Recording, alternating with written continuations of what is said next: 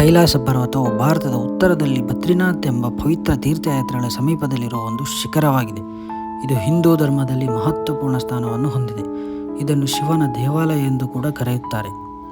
ಕೈಲಾಸ ಪರ್ವತದ ಹಿಸ್ಟ್ರಿ ಈಗಾಗಲೇ ನಮಗೆ ಗೊತ್ತೇ ಇದೆ. ನಾನು ನಿಮಗೆ ಹೇಳಿಕೊಟ್ಟಿರುವುದು ವೈಜ್ಞಾನಿಕ ಮತ್ತು ಇದರ ವಿಸ್ಮಯದ ಬಗ್ಗೆ. ಇದನ್ನು ನಾವು ಯಾರೂ ಹೇಳ್ತಿಲ್ಲ, ಇದರ ಬಗ್ಗೆ ಸಂಶೋಧನೆ ಮಾಡಿದ ಸೈಂಟಿಸ್ಟ್ಗಳು ಹೇಳುತ್ತಿದ್ದಾರೆ. ಇವರೆಲ್ಲ ಇದರ ಸಂಶೋಧನೆ ಮಾಡಿದ ಮೇಲೆ ಇದರ ಬಗ್ಗೆ ವಿಸ್ಮಯಕರವಾದ ವಿಷಯವನ್ನು ಹೇಳಿದ್ದಾರೆ. ಹಾಗಾದರೆ ಅಲ್ಲಿರುವ ಅದ್ಭುತವನ್ನು ನೋಡೋಣ ಬನ್ನಿ. ಮೌಂಟ್ ಕೈಲಾಸ್, ಮೌಂಟ್ ಮೀರು, ಕೈಲಾಸ ಪರ್ವತ ಹೀಗೆ ಅನೇಕ ಹೆಸರುಗಳಿಂದ ಇದನ್ನು ಕರೆಯಲ್ಪಡುತ್ತಾರೆ. ಇದು ಇರುವುದು ಹಿಮಾಲಯ ಪರ್ವತ ಶ್ರೇಣಿಯಲ್ಲಿ. ಸಂಶೋಧಕರು ಕಂಡುಹಿಡಿದಿರುವುದು ಏನೆಂದರೆ ಕೈಲಾಸ ಪರ್ವತವು ಭೂಮಿಯ ಮಧ್ಯಭಾಗದಲ್ಲಿದೆ ಎಂದು. ಹಾಗಾಗಿಯೇ ಇದನ್ನು ಆಕ್ಸೆಸ್ ಎಂದು ನೋಡಿದ್ದಾರೆ. ಇಲ್ಲಿ ಮನುಷ್ಯರಿಗಿಂತ ಹಲವು ಅಡಿ ಎತ್ತರವಿರುವ ಯುತಿ ಮಾನವರಾಗಲಿ ಅಥವಾ ಅಲ್ಲಿ ಕೇಳಿ ಬರುವ ಢಮರುವ ಶಬ್ದ ಹಾಗೂ ಓಂ ಅಂತ ಬರುವ ಶಬ್ದವು ಎಲ್ಲರಿಗೂ ಆಶ್ಚರ್ಯಕರವಾಗಿದೆ. ಅದಕ್ಕಾಗಿಯೇ ಪ್ರಸಿದ್ಧವಾಗಿರುವ ನಾಸಾ ವಿಜ್ಞಾನಿಗಳು 2015ರಲ್ಲಿ ಉಪಗ್ರಹದ ಮೂಲಕ ಕೈಲಾಸ ಮಾನಸ ಸರೋವರವನ್ನು ಪರೀಕ್ಷಿಸುತ್ತಾರೆ. ಕೈಲಾಸ ಪರ್ವತಕ್ಕೆ ಸಂಬಂಧಪಟ್ಟ ಈ ರಹಸ್ಯಗಳನ್ನು ಮತ್ತೆ ಪ್ರಾರಂಭಿಸುತ್ತಾರೆ. ಆಗ ಉಪಗ್ರಹದಿಂದ ತೆಗೆದ ಫೋಟೋ ಒಂದು ಸತ್ಯ ನಾಸಾ ಮತ್ತು ಪ್ರಪಂಚದ ಹಾಗೂ ವಿಜ್ಞಾನಿಗಳಲ್ಲಿ ಗೊಂದಲಕ್ಕೀಡಾಯಿತು. ಈ ಕೈಲಾಸ ಪರ್ವತವು ಗಂಗಾ ನದಿ ಹುಟ್ಟುವ ಸ್ಥಳವಾಗಿದೆ. ಕೈಲಾಸ ಪರ್ವತ ಸುತ್ತ ಸಣ್ಣ ಪಿರಮಿಡ್ ಥರ ಇದೆ. ಅದರ ನಡುವೆ ಕೈಲಾಸ ಪರ್ವತವು ಎದ್ದು ಕಾಣುತ್ತದೆ. 1962ರಲ್ಲಿ ಕೈಲಾಸ ಪರ್ವತವು ಭಾರತ ಮತ್ತು ಭಾರತೀಯ ಸೈನ್ಯದ ನಿಯಂತ್ರಣದಲ್ಲಿತ್ತು. ಆದರೆ ಸ್ವಾತಂತ್ರ್ಯದ ನಂತರ ದುರ್ಬಲ ಆರ್ಥಿಕ ಪರಿಸ್ಥಿತಿಯಿಂದ 1962 ಚೀನಾ ಭಾರತದ ಮೇಲೆ ದಾಳಿ ಮಾಡುತ್ತದೆ.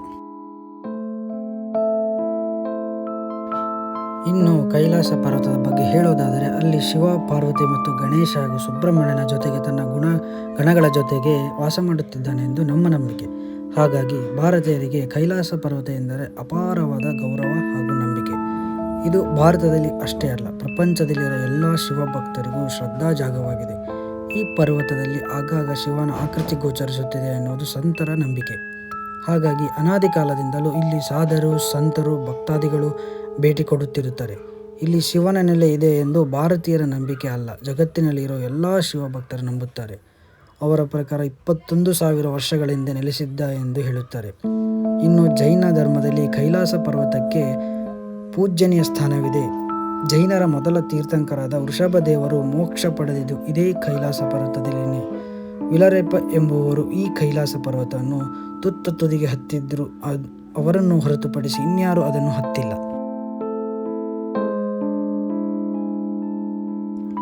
20ನೇ ಶತಮಾನದಲ್ಲಿ ಮಾನವರು ಹಲವಾರು ಟೆಕ್ನಾಲಜಿ ಯೂಸ್ ಮಾಡಿಕೊಂಡು ಏರಲಿಕ್ಕೆ ಪ್ರಯತ್ನ ಪಟ್ಟರು. ಯಾರಿಂದಲೂ ಇದನ್ನು ಏರಲು ಸಾಧ್ಯವಾಗಿಲ್ಲ. ಈ ಪರ್ವತವನ್ನು ಏರಲು ಸಾಕಷ್ಟು ಜನರು ಪ್ರಯತ್ನಿಸಿ ಪ್ರಾಣವನ್ನು ಕಳೆದುಕೊಂಡಿದ್ದಾರೆ. ಹೀಗಾಗಿ ಚೀನಾ ಸರ್ಕಾರವು ಕೈಲಾಸ ಪರ್ವತವನ್ನು ಏರಲು ನಿಷೇಧ ಮಾಡಿದ್ದಾರೆ. ಇಲ್ಲಿ ಇನ್ನೊಂದು ವಿಸ್ಮಯ ಏನೆಂದರೆ ಕೈಲಾಸ ಪರ್ವತವು ಚಲಿಸುತ್ತಿದೆ ಎಂದು ಹೇಳುತ್ತಾರೆ. ವಿಚಿತ್ರ ಏನೆಂದರೆ ಎಷ್ಟೋ ಪರ್ವತಾರೋಹಿಗಳು ಮೌಂಟ್ ಎವರೆಸ್ಟ್ ಏರಿದ್ದಾರೆ, ಆದರೆ ಇದನ್ನು ಹತ್ತಲು ವಿಫಲರಾಗಿದ್ದಾರೆ ಎನ್ನುವುದೇ ವಿಸ್ಮಯ ತಾನೇ. ಚೀನಾದ ಸರ್ಕಾರವು ಕೂಡ ಈ ಪರ್ವತದ ಬಗ್ಗೆ ಜಾಸ್ತಿ ತಲೆಕೆಡಿಸಿಕೊಂಡಿಲ್ಲ. ಇದನ್ನು ಇಡೀ ಬ್ರಹ್ಮಾಂಡದ ಕೇಂದ್ರಬಿಂದು ಎಂದು ನಂಬುತ್ತಾರೆ. ಸ್ನೇಹಿತರೆ, ಕೈಲಾಸ ಪರ್ವತವು ಸಮುದ್ರ ಮಟ್ಟದಿಂದ 6,638 ಮೀಟರ್ ಇದೆ. ಇದು ಹಿಮದಿಂದ ಸುತ್ತುವರಿದು ಒಂಥರ ಪಿರಮಿಡ್ ಆಕಾರದಲ್ಲಿದೆ. ರಾಮಾಯಣದಲ್ಲಿ ರಾವಣರು ಕೈಲಾಸಕ್ಕೆ ಹೋಗುವ ಮುಂಚೆ ರಾಕ್ಷಸ ತಾಳ ಸರೋವರದಲ್ಲಿ ಮಿಂದು ಹೋಗುತ್ತಿದ್ದರು ಎಂದು ಹೇಳಲಾಗುತ್ತದೆ. ಕೈಲಾಸ ಪರ್ವತದ ಪಕ್ಕದಲ್ಲೇ ಸಂಪತ್ತಿನ ದೇವತೆ ಕುಬೇರನ ಸಿಟಿ ಇದೆ ಎಂದು ಪುರಾಣಗಳು ಹೇಳುತ್ತವೆ. ಶಿವಪುರಾಣ, ಸ್ಕಂದ ಪುರಾಣ ಹಾಗೂ ಮತ್ಸ್ಯ ಪುರಾಣದಲ್ಲಿ ಕೈಲಾಸ ಪರ್ವತದ ಬಗ್ಗೆ ಉಲ್ಲೇಖ ಮಾಡಿದ್ದಾರೆ. ಇಲ್ಲಿ ಒಳ್ಳೆ ಕೆಲಸ ಮಾಡಿ ಮರಣ ಹೊಂದಿದವರಿಗೆ ಪ್ರವೇಶ ಇದೆ ಎಂದು ಹೇಳುತ್ತಾರೆ. ಕೈಲಾಸ ಪರ್ವತದಲ್ಲಿ ಕೂದಲುಗಳು ಹಾಗೂ ಉಗುರುಗಳು ಬಹಳ ವೇಗವಾಗಿ ಬೆಳೆದಿರುವುದು ಎಲ್ಲರಿಗೂ ಎಕ್ಸ್ಪೀರಿಯನ್ಸ್ ಆಗಿದೆ. ಇಲ್ಲಿ ಇದ್ದರೆ ಮನುಷ್ಯನ ದೈಹಿಕ ಬೆಳವಣಿಗೆ ಮೇಲೆ ಸಾಕಷ್ಟು ವ್ಯತ್ಯಾಸ ಆಗುತ್ತೆ ಅಂತ ವಿಜ್ಞಾನಿಗಳು ಪತ್ತೆ ಹಚ್ಚಿದ್ದಾರೆ. ಈ ಪರ್ವತವನ್ನು ಕೇವಲ ಭಕ್ತಿಯಿಂದ ನೋಡಲಿಕ್ಕೆ ಸಾಧ್ಯವಿಲ್ಲ. ಇದರ ಹಿಂದೆ ಭಾರತದ ಅತಿ ಪುರಾಣ ವಿಜ್ಞಾನದ ಬೃಹತ್ ಭಂಡಾರವಿದೆ ಎಂದು ರಷ್ಯಾದ ವಿಜ್ಞಾನಿಗಳು ಹೇಳುತ್ತಿದ್ದಾರೆ. ಅವರ ಪ್ರಕಾರ ಸಾವಿರಾರು ವರ್ಷಗಳ ಹಿಂದೆ ಭೂಮಿಯಲ್ಲಿ ಅಣ್ವಸ್ತ್ರಗಳ ಬಳಕೆ ಹಾಗೂ ಪರೀಕ್ಷೆಗಳು ಆಗಿವೆ ಎಂದು ಸಾಧ್ಯತೆ ಇದೆ.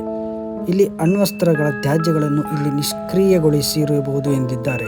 ಹಾಗಾಗಿಯೇ ಅಲ್ಲಿ ಇವತ್ತಿಗೂ ರೇಡಿಯೇಷನ್ ಎಕ್ಸ್ಪೀರಿಯನ್ಸ್ ಆಗುತ್ತಿದೆ ಎಂದು ವಾದವನ್ನು ರಷ್ಯಾದ ವಿಜ್ಞಾನಿಗಳು ಮಂಡಿಸುತ್ತಿದ್ದಾರೆ. ಇದು ಕೈಲಾಸ ಪರ್ವತದ ಬಗ್ಗೆ ನಾನು ತಿಳಿದುಕೊಂಡಿರುವ ಮಾಹಿತಿ.